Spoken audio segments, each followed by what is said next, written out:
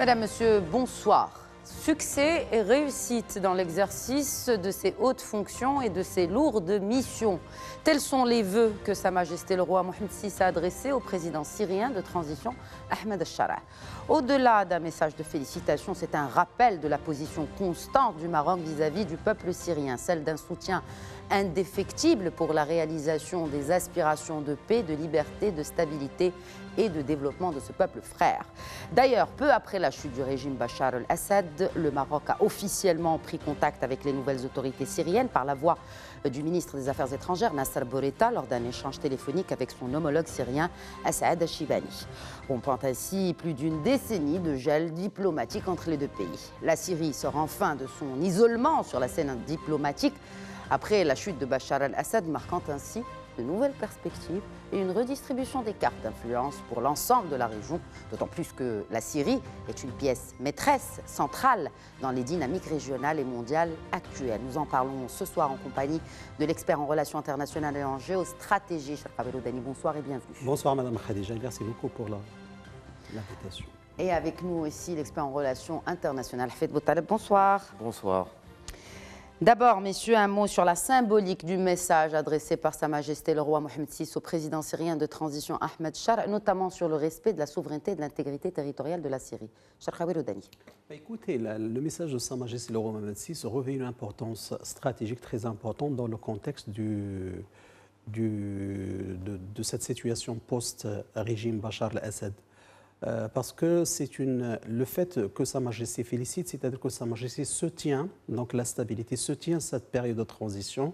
Et comme il a dit Sa Majesté, il se tient la liberté, la quiétude et la stabilité de la Syrie. D'autant plus qu'aujourd'hui, il faut le dire avec courage, le Maroc a toujours soutenu le peuple syrien. N'oublions pas, par exemple, en 2012, il y avait la conférence internationale des amis de la Syrie qui a été organisée ici à Marrakech, au Maroc. C'est une plateforme qui a joué un rôle très important pour affirmer et pour que cette opposition soit reconnue à l'échelle internationale. De plus, aujourd'hui, même ce message de félicitations de Sa Majesté aussi, c'est un message au respect de l'intégrité territoriale de la Syrie, à la stabilité, à la souveraineté de la Syrie, et sont des principes chers à la diplomatie marocaine. Et de fait, aujourd'hui, des perspectives s'ouvrent devant cette relation, cette dynamique de relations qui pourrait s'intensifier dans les jours ou bien les mois qui viennent entre le Maroc et la Syrie,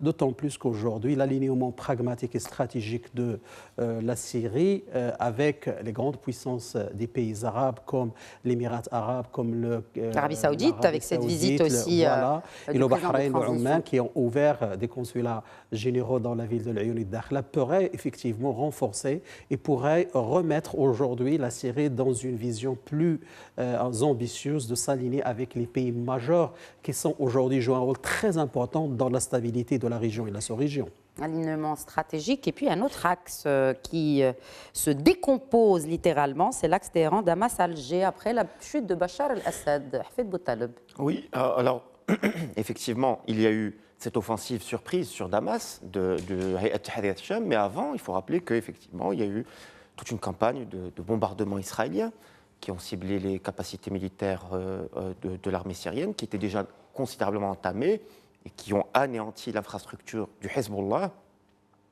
et aussi le leadership du Hezbollah. Et les Iraniens sortent d'une crise d'un an et demi après les manifestations de Mahsa Amini. On se souvient qui avait considérablement fragilisé le régime.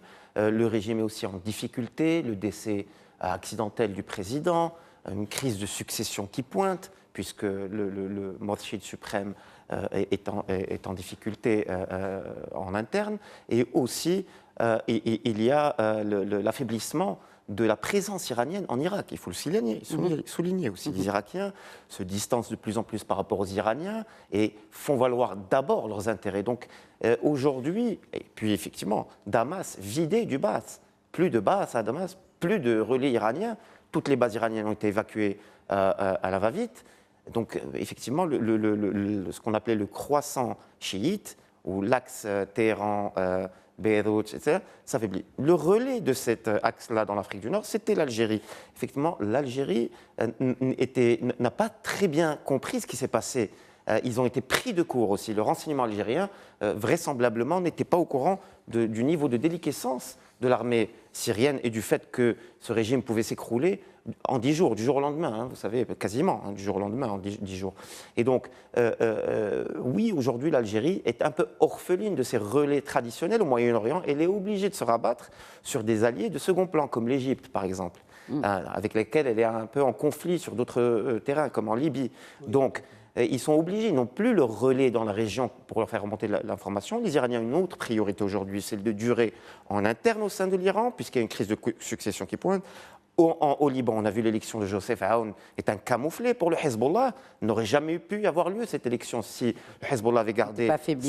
N'était pas affaibli. Donc aujourd'hui, l'Algérie, ne nous faisons pas d'idée, elle a perdu ses relais au Moyen-Orient et elle est de plus en plus isolée, même ici sur le plan régional. Et par ricochet, le Polisario aussi, qui ne jouit plus du soutien, notamment militaire, de l'ancien régime de Bachar el-Assad. Ce qu'il faut souligner, c'est que cet acoquinage avec le régime de Bachar el-Assad était incompréhensible, puisque quand même c'est un régime qui est connu dans la région arabe pour ses exactions depuis des décennies. Le pouvoir du Baas a toujours été perçu comme un pouvoir brutal, de la répression, des arrestations, du fichage des individus, de l'incapacité à organiser un dialogue. Le régime syrien... Oui, tout à fait. Nous avons vu, par exemple, les atrocités qui ont été commises dans la prison de Saïdania. Saïdania, exactement. Oui. Le bombardement chimique. Oui, Rota Sharqiya et aussi Al-Badiya, tout ça. Effectivement, vous avez parlé. On commence à écouter et à entendre les voix de l'opposition de l'ancien régime, dont ce Front de Salut National. Je voudrais vous interpeller là-dessus, Sharqawi Roudani. Fahad Al-Masri, donc, de ce Front de Salut National, insiste sur la reconnaissance de la marocanité du Sahara par la Syrie. Écoutez, cet appel, moi, je peux essayer de la décrypter comme un appel stratégique sage de la part du Front National, du Front de Salut et du National de la Syrie. C'est parce que, tout simplement, il y a une recherche d'un alignement stratégique avec les monarchies des pays arabes. Vous savez, aujourd'hui, comme vous l'avez dit, l'Arabie saoudite, le Koweït, l'Émirat arabe, le Oman, tous ces pays arabes ont ouvert des consulats généraux dans les provinces du Sud. Ils reconnaissent l'intégrité territoriale. Donc, et cette reconnaissance de la part du gouvernement syrien de la marocanité du Sahara pourrait accélérer l'adhésion totale de la Syrie dans la matrice des pays arabes qui sont majeurs et qui ont un effet majeur sur la dimension géopolitique des relations arabes et notamment l'Arabie saoudite, comme je viens de dire, et même certains pays arabes qui sont comme le Koweït et comme aussi l'Oman et la Jordanie. De fait, aujourd'hui, c'est une vision stratégique qui va s'aligner parce qu'aujourd'hui, n'oublions pas, il y a une remodélisation des axes stratégiques dans la région et la sous-région. La Syrie cherche une position, cherche de se repositionner. Parlez-nous de l'importance. La Syrie occupe une place centrale dans les dynamiques régionales. Pourquoi, et peut-être un rappel historique, pourquoi la Syrie est-elle aussi importante pour l'équilibre de cette région ? Écoutez, la Syrie, toujours, elle a été l'épicentre de plusieurs rivalités géopolitiques à l'échelle internationale. Je me rappelle très bien une phrase qui a été prononcée par Bonaparte, celui qui détient et qui aura la mainmise sur le Levant, et particulièrement la Syrie, il aura la mainmise sur la géopolitique mondiale. Je pourrais dire même... Ça n'a pas changé depuis. Voilà, ça n'a pas changé. Même Churchill, il a dit que la Syrie, c'est le pont stratégique de la plaque Eurazafrique entre l'Europe, l'Afrique et l'Asie. Donc, aussi même, je peux aller très loin, quand De Gaulle, il a dit que c'est un carrefour des ambitions géopolitiques, la Syrie. Et de fait, la Syrie, la position, elle est géostratégique. C'est un pays qui est géostratégiquement très important à l'échelle internationale. Et de fait, lorsqu'on voit par exemple les dynamiques des relations internationales et des alliances stratégiques après la chute du régime Bachar el-Assad, démontrent aujourd'hui cette importance de ce pays. Aujourd'hui, on voit par exemple le positionnement de la Turquie, le positionnement par exemple de la Grèce, le Chypre et Israël. On voit maintenant la Turquie comment en train de se préparer pour avoir un rôle très important dans la région et cette région, surtout dans la région méridionale et même la région de l'Est de la Méditerranée. Et donc, la Syrie, c'est un axe stratégique dans toutes les équations géostratégiques concernant l'Est et le sud de la Méditerranée. De fait, aujourd'hui, la Syrie, c'est un pays pionnier dans la géopolitique de la région et la sous-région. Et aujourd'hui, il est appelé à s'organiser et à mettre en place vraiment des stratégies multidimensionnelles pour qu'il puisse avoir vraiment une certaine convergence sur sa politique avec la stratégie mondiale et aussi sur la remodélisation des axes à l'échelle de la région et la sous-région, notamment, surtout, par exemple, je peux le dire, hein, par exemple, oui, essayer de gérer Idlib, ce n'est pas gérer la Syrie, ce n'est pas gérer Homs, ce n'est pas gérer Damas. Et de fait, aujourd'hui, il y a beaucoup de travail à faire pour reconstruire la Syrie sur des bonnes bases et aussi d'ailleurs toutes les guerres du monde, par exemple la guerre de Kibor de 1794 entre les Britanniques et les Français, c'était là parce qu'aujourd'hui Bonaparte ne pourrait pas avoir la main mise sur l'Alexandrie en Égypte sans avoir la main mise sur la Syrie. Et de fait, la Syrie, il était ce qu'on appelle the bridge state, pour avoir vraiment la main sur la géopolitique du Levant et aussi du Moyen-Orient. Très bien. Et la stabilité du Moyen-Orient en dépend grandement. Quels sont les défis qui se dressent aujourd'hui, Hafid Boutaleb, pour stabiliser une Syrie qui sort quand même de plusieurs années de guerre civile? Les clés sont entre les mains d'Ankara, je pense. Ouais. Il y a un élément important qu'il faut dire sur le Moyen-Orient. C'est que tous les États du Moyen-Orient sont des États récents, que ce soit l'Irak, que ce soit la Syrie, que ce soit le Liban, etc. Ce sont des pays dont les frontières ont été tracées au lendemain de la Première Guerre mondiale, l'invasion du Moyen-Orient, les accords de Sykes-Picot, l'invasion du Moyen-Orient, et par les forces les Alliés qui ont imposé un nouvel agenda, notamment l'entrée à Jérusalem en 1917, qui a ouvert la voie à la création de l'État d'Israël 30 ans plus tard. Donc, la Turquie, avant cette donne-là, c'était la Turquie qui gouvernait. Elle gouvernait pour des siècles. Ah bon, c'était les Ottomans. Hein. Les Ottomans, ce sont les Turcs. Oui, bon. De à peu près 16e siècle au 20e siècle. 400 ans. Et on a trop vite pensé que les Turcs allaient vraiment se retirer. Ils se sont retirés pour un certain moment, le temps de se reconstruire. Mais on le voit aujourd'hui avec l'AKP. Ils ont une vision régionale. Ils ont une vision de grandeur. D'empire, est-ce qu'ils ont une vision d'empire? Oui, ils ont une vision d'empire. Les néo-ottomans. Le vrai challenge aujourd'hui pour le gouvernement de Damas, c'est de montrer qu'il est autonome par rapport à Ankara. Et qu'en cas d'intérêt divergence, qui peut arriver avec n'importe quel allié, il peut y avoir, même avec les meilleurs alliés, des petits intérêts divergents.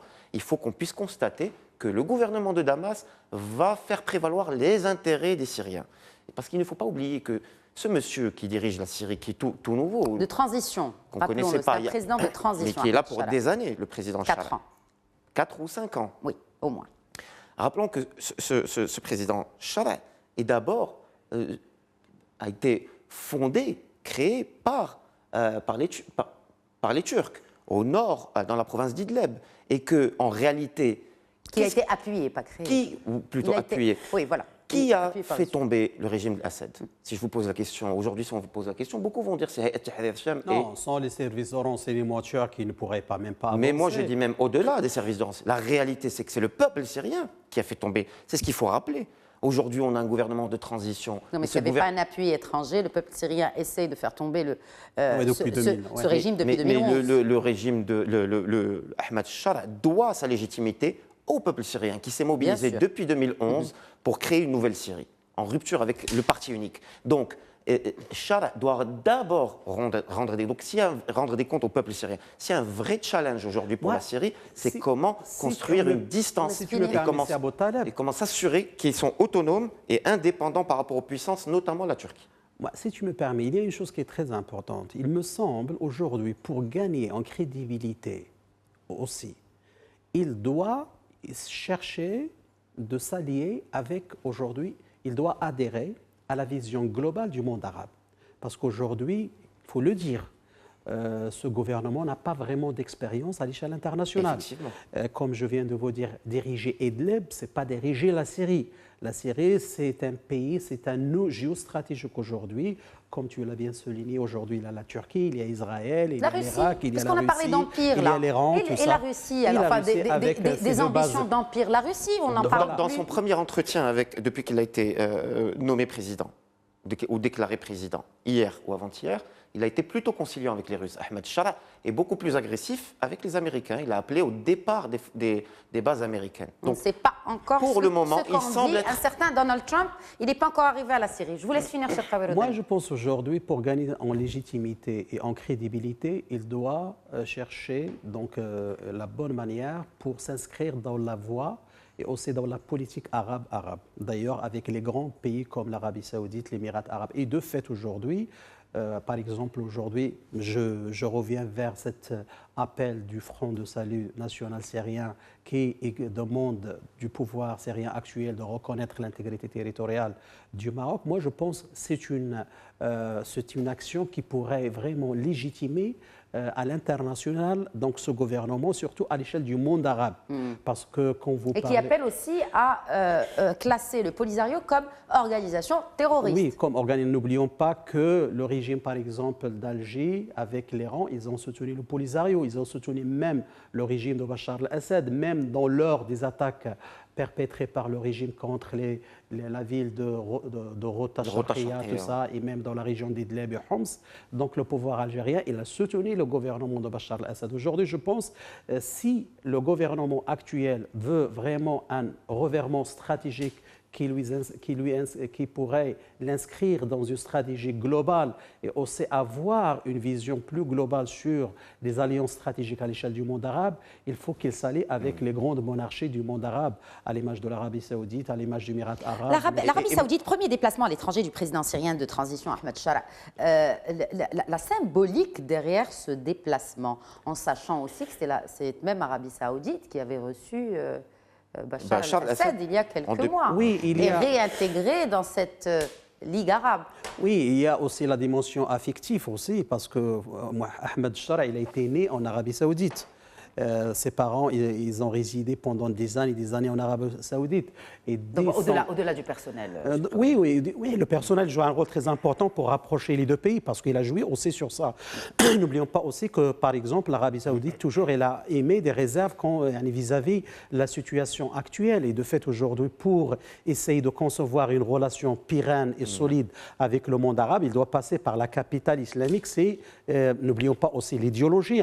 L'idéologie joue un rôle très important. Donc là, clairement, de l'Iran, on passe à l'Arabie saoudite, voilà, du chiisme au sunnisme, voilà, là c'est clair. Voilà, ça c'est clair. C'est pourquoi je l'ai dit que cette visite, c'est une visite de dimension géostratégique pour la Syrie et démontre aujourd'hui qu'il y a une bonne volonté de s'inscrire dans l'axe arabe. Et de fait, aujourd'hui, tout le monde le sait, le Maroc joue un rôle pionnier dans ces relations. Comment vous pensez que le régime aujourd'hui, le président, les autorités syriennes aujourd'hui, voient le Maroc notamment pour la reconstruction aussi du pays? Parce que là, il y a un appel à la communauté internationale, le Maroc en fait partie. Comment peut-être l'expérience aussi du Maroc peut aider à reconstruire la Syrie déchirée par plus de 14 ans de guerre? Vous savez, aujourd'hui, il y a beaucoup de problèmes en Syrie. Il y a problème de l'électricité, il y a problème de la reconstruction des infrastructures, il y a problème de l'éducation, de la formation. Je pense que le Maroc, il a une expertise, surtout les énergies renouvelables, l'agriculture. Le Maroc pourrait jouer un rôle très, très important. Le Maroc aussi pourrait jouer un rôle très important en essayant de renforcer ces relations, en appelant la communauté internationale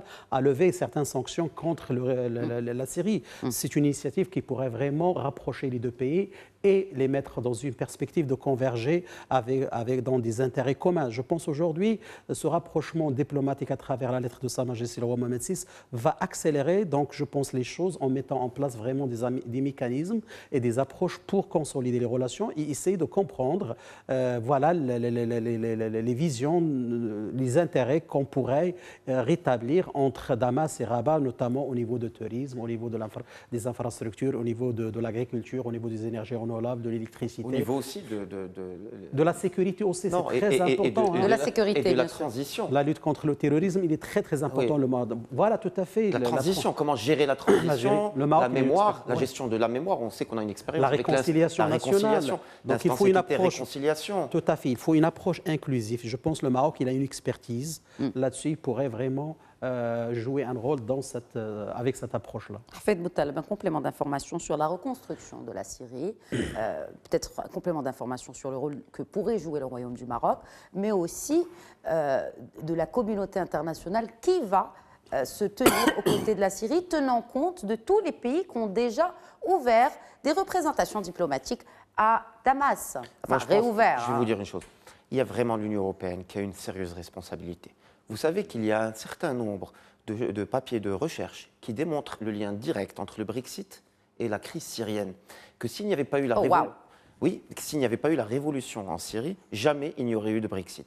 C'est l'immigration de 4 à 5 millions de Syriens en Europe qui a fait monter l'extrême droite britannique pour dénoncer l'incapacité de l'Union européenne à surveiller ses frontières et qui a fait basculer le lectorat britannique en faveur du Brexit. Donc il est grand temps que les dirigeants de l'Union européenne comprennent qu'au-delà des visions étriquées d'une Europe chrétienne et blanche, il existe une réalité matérielle dans la région qui provient aussi de pays qui sont idéologiquement ou culturellement très différents. Que ce soit le Maghreb, on a vu comment l'Europe a géré le Maghreb. Jamais cette inimitié entre le Maroc et l'Algérie n'aurait dû durer autant si l'Union européenne avait été diligente vis-à-vis de ses frontières et de ses pays voisins. Et jamais la crise syrienne n'aurait dû jamais atteindre. Donc aujourd'hui, s'il y a un pays, ou plutôt une région, que je vais réinvestir massivement dans la remise en forme des infrastructures, la remise à niveau de l'administration syrienne, le monitoring de ce qui se passe, notamment la transition démocratique, c'est l'Union européenne. L'Union européenne doit s'investir. À cause des flux migratoires ? Pas que à cause des flux migratoires, mais on sait qu'il y a un impact direct, que ce soit le terrorisme, que ce soit le 13 novembre 2015, c'est directement lié à la crise syrienne. Oui. Des compagnies, ils se sont retrouvés ensuite au sein de Daesh, à Raqqa. Donc il y a un lien. Donc, effectivement, de la lunette européenne, de la manière dont les Européens ont construit la vision d'eux-mêmes, ça ne paraît pas évident, mais les faits sont là pour démontrer que c'est plus qu'évident et que l'Union européenne, il est grand temps qu'elle agisse hors de cette lunette de l'Occident. Nous sommes des Occidentaux avec le reste du monde qui est très loin et qu'elle s'adapte à son environnement immédiat, surtout que l'histoire, avec un H majuscule, a montré que cet espace méditerranéen a toujours été un espace d'échange, de métissage, un carrefour, et que jusqu'à l'arrivée de l'Union européenne, on envisageait cet espace comme un espace intégré et uni, et aujourd'hui, il y a le Nord et le Sud. Non, il faut que cette idée de Nicolas Sarkozy était une formidable idée, l'UPM. Oui, bon. Malheureusement, elle n'a pas marché parce que c'est très compliqué. Mais il ne faut pas. Après, les enjeux aussi ont changé. Et la boussole s'est plutôt tournée vers l'Indo-Pacifique, maintenant aussi vers l'Atlantique. Ce qui me pousse à vous poser aussi la question. Vous avez parlé de l'Union européenne. Les États-Unis. Écoutez, aujourd'hui, on voit bien que le Trump a un agenda clair. C'est essayer de plaire à l'extrême droite israélienne. C'est dommage. Mais bon, en même temps, ce n'est que les 2 premières semaines. Souvenez-vous du premier mandat de Trump. Au début, il y avait un John Bolton à côté, il y avait un Rex Tillerson à côté, il y avait un Steve Bannon à côté. Trois personnalités clés du début de mandat de Donald Trump en 2017. Aujourd'hui, 2 ans plus tard, ou même 6 mois, quelques mois plus tard, il y avait d'autres personnes, Mike Pompeo, etc. Oui. Donc, on ne sait pas. Aujourd'hui, on est au début et on connaît ce personnage. Qui est haut en couleur, le showman Donald Trump. Donc ça fait que 2 semaines. Attendons quelques semaines pour voir exactement de quoi il s'agit. Mais vraisemblablement, là, il est dans la continuité. Il est surtout axé, au vu de ses dires pendant la campagne, sur le conflit israélo-palestinien. Mais au moins, c'est le seul dirigeant américain à avoir clairement dit que cette guerre à Gaza, c'est la guerre uniquement des Israéliens. Donc il se porte en porte-à-faux par rapport aux affirmations de Netanyahou, comme quoi c'est un choc civilisationnel. Trump le voit différemment. Et je pense que pour la Syrie, il n'a pas une véritable idée, puisqu'il faut savoir que lorsque le régime de Assad est tombé, c'était après la campagne électorale. Et pendant sa campagne électorale, il y avait toujours Assad. Personne n'imaginait que dans quelques semaines, tout allait s'écrouler. Donc tout le monde est pris de court, y compris l'administration américaine, je pense. Ce qui est sûr, c'est que la Syrie, aujourd'hui, a un seuil stratégique qui va certainement avoir son influence sur la région et sur l'ordre mondial aussi. Mais bien sûr, oui. Merci beaucoup, messieurs. Un mot de la fin, peut-être, Cherkaoui Roudani, je vous ai peut-être arrêté. Moi, je vais revenir sur la première question qui est très importante. Je pense aujourd'hui qu'il y a des perspectives d'évolution entre le Maroc et la Syrie. Il y a un avenir vraiment prometteur, étant donné, donc, si on arrive un petit peu de décrypter, de décortiquer donc, la géopolitique de la Syrie, les alliances d'avant avec l'Algérie, avec l'Iran. Je pense aujourd'hui, effectivement, nous sommes dans la bonne voie de reconstruire des relations sur des bonnes bases, surtout avec cet attachement du Maroc à la souveraineté et à l'intégrité territoriale, à la paix, à la sécurité, à la quiétude du peuple syrien. Nous avons toujours entretenu de très très bonnes relations. D'ailleurs, le Maroc, il a accueilli les réfugiés syriens avec à bras ouverts. Et la guerre du Golan aussi, il faut rappeler. Oui. Le Golan en 73. Oui, le Golan en 73. Toujours, il y a l'histoire là. Donc, c'est-à-dire cette histoire, il a une portée, une charge géopolitique très importante. Je pense aujourd'hui, cette lettre du Front de salut national syrien, c'est un début pour essayer de parvenir à créer une symbiose entre l'État marocain et l'État syrien. Merci beaucoup, Cherkaoui Roudani. À vous également, Hafed Boutaleb. Alors, mot de la fin, je reviens à l'Algérie. Je rappelle qu'en 2013, il y avait eu un attentat qui avait ciblé l'école militaire de Cherchell. Et parmi les victimes, de très hauts responsables du régime Assad à ce moment-là. Donc, on ne sait pas à quel point, on ne se rend pas à quel point ces deux régimes étaient très proches.